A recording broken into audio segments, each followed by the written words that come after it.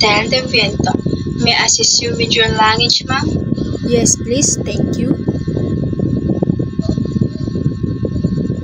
Will you be needing valet parking for your vehicle, ma'am? Yes, please park it for me. Of course, ma'am.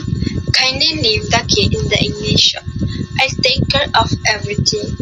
May I confirm your last name, ma'am, for your check-in assistance? It's Isabel Santos. Thank you, Miss Isabel Santos. I will have your luggage sent directly to your room. Please proceed to the front desk and they will complete your check-in. Welcome again to Hotel de Viento. Miss Isabel Santos, your room is ready. Please follow me. During your stay, I'll be your personal butler. Should we require anything, laundry, and packaging, dining reservation, or special requests, please feel free to contact me at any time. Here we are, room 501. May I assist you with unpackaging? No, thank you. I can manage.